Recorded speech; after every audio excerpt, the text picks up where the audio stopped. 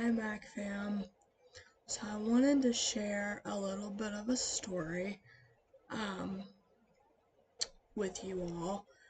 Um, just kind of like my, you know, growing up and just kind of wanted to talk a little bit about like my weight and kind of like my weight gain a little bit, kind of like when did it start and all of that. So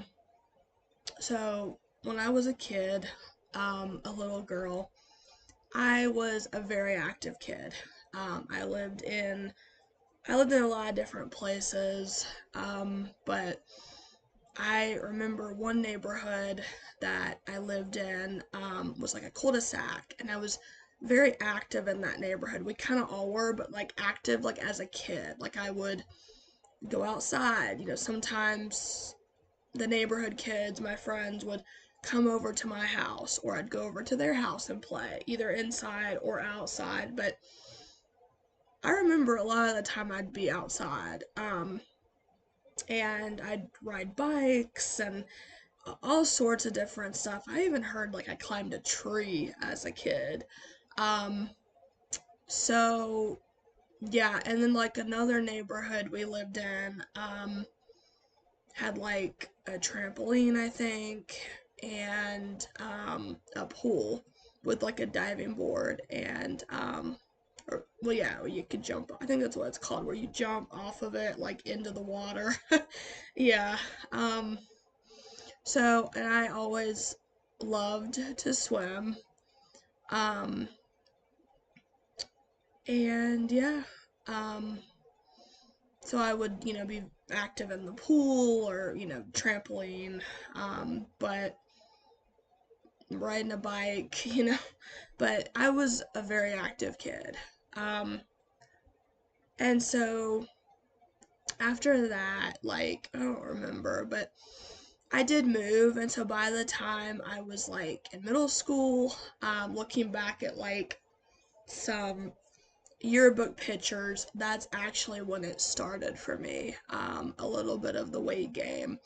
I can kind of see it a little bit in my face too, just kind of noticing that. But when you're in middle school, when, boys, girls, we all hit that age, we go through puberty, and that's, where your body changes. You go through a lot with that. Like, as a girl, I got a period and just all the changes and hormones that go along with that. So, that's also a lot, and that's like a big change on your body. It's a big time for you too, because like you're growing up and um, yeah, but so that was hard and that could have affected me. And then also, I got bullied a lot. I got bullied really bad, and it got worse, um, honestly, every year. Um, and so that was hard. I mean, I was a young, middle school girl, not the maturest person sometimes, and would make mistakes and do things, but we all do that. That's just kind of part of growing up. But yeah, so and then I wasn't as active, because like you have homework, like on a school night you have stuff like that to do, test and studying and just all that. So yeah, but I also didn't have like a pool in the backyard anymore, or um, I didn't have like a cul-de-sac neighborhood or something, so that also kind of played a part in that too. So yeah. Um, and then as I got older, all through middle school, high school, I did continue to gain weight. And yeah, and then so I graduated high school and in like 2021. Um, and I entered my 20s eventually. Like right now, I'm in my 20s. So, um, yeah, and so I just kind of continued to gain weight. And, like as you get older, like, you live in different places, things kind of change. And I did also have a hysterectomy, but the doctor did not remove my ovaries because she's like, you're way too young to go through menopause. And I know a lot of times I've heard women like share this, like, oh yeah, like when I went through menopause and stuff, like I gained a ton of weight. And that's kind of common, I think, for some women.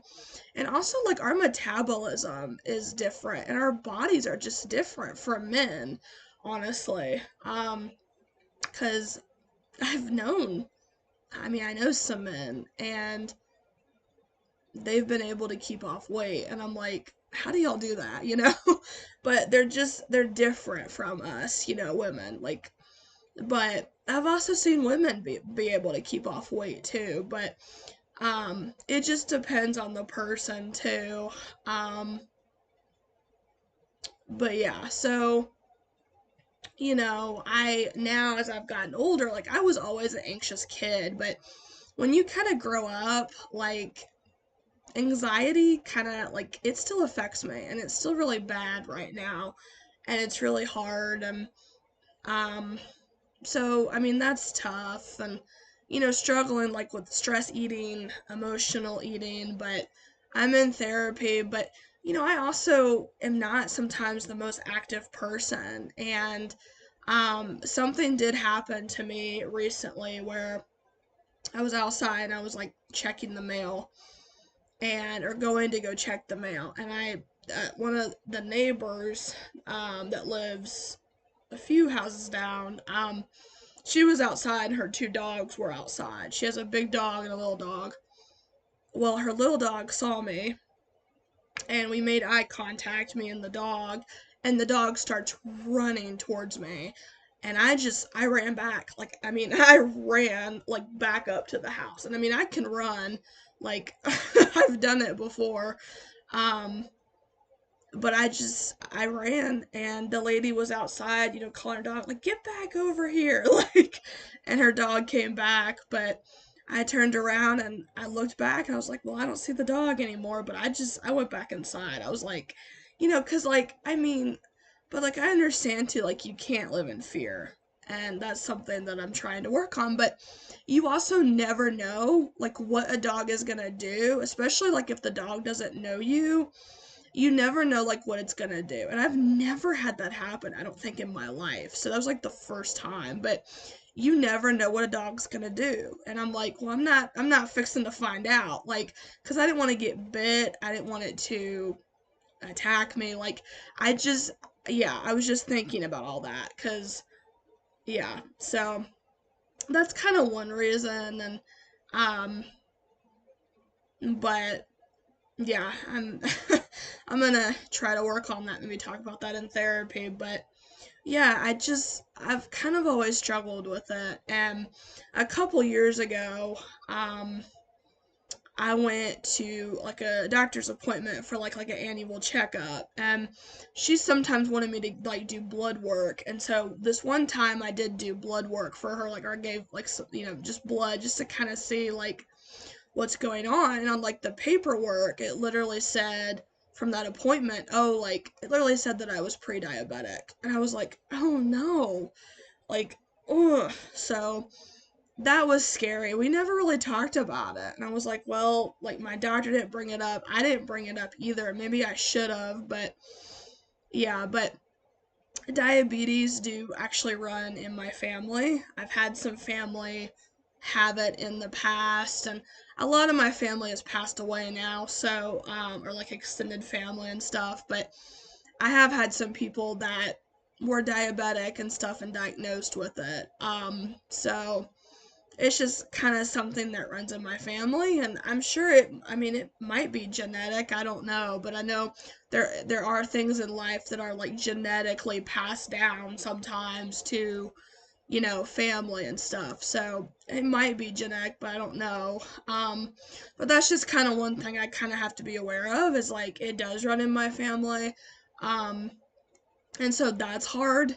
Um, And also, like, you know, like when you live, like, with people, and I'm sure other people can relate to this, like, you live with, like, family, um, you know, friends, roommates, partner, like, husband, wife, whoever, like, you're married or something, maybe you have kids or you don't, but you live, like, with other people. Sometimes it is hard, like, you know, um, oh, I'm trying to think, like, you know, like when you live with certain people and sometimes like they want to cook stuff or like you cook stuff and it might not be like the best for you because there are like certain foods that can like immediately turn like into sugar in your body, and so you kind of have to be careful with that. But I think too like that is sometimes kind of hard. And then like also like me, like I love pizza and I love, you know, eating out, and a lot of times I love getting desserts when I go out, and I'm like, well, you kind of, you know, that's also something too that I kind of have to work on because I mean, I get it. Everybody loves sweets, everybody loves desserts and stuff and candy, but you just kind of have to be aware of that and careful. But yeah, but that's just some stuff I have to work on, but yeah, so um cause yeah, cause like if I was living like alone or like by myself, it might be a little different. But it is sometimes I think hard when you live with people, like certain people too, that you know make stuff that might not be sometimes the greatest for you to eat. You know, so um, it just depends. But yeah, so but because of my ECT treatment, I had to stop. I was on a weight loss medication called Zepbound. It's like a shot that you do. Um, I had to stop it because I did that. But now that I finished ECT, I am trying to get back on that. So that is a goal of mine. Um, because, you know, if I did have the jaw surgery and the bariatric surgery, I would lose like a ton of weight. Like with the jaw surgery, like I would be on like a very strict diet for like a couple of weeks, honestly. And I would probably lose some weight from that, more weight from that too. And then the bariatric surgery, I think it's also kind of like a strict diet too, a little bit. But yeah, um, but sorry, I heard something that got distracted. But yeah, um, but yeah, but also like with the bariatric surgery, you know, it would make my stomach smaller, and a lot of people that have had that, like they do lose like a lot of weight from that, but also, you know, like your stomach is smaller. So a lot of times people say like, "Oh yeah, like I get fuller faster," or I can't eat I can only eat like a certain amount of like portion sizes now because of this. So it just depends, but yeah, but that's kind of my story, and I'll keep y'all updated and stuff. But yeah, my goal now is to lose some weight. So, my weight loss journey. So, and try to maybe be a little more active and yeah. But yeah, alrighty, if you liked the video, give it a thumbs up. Subscribe down below if you've not already. Always keep your head up, and I'll see you guys next time. Bye.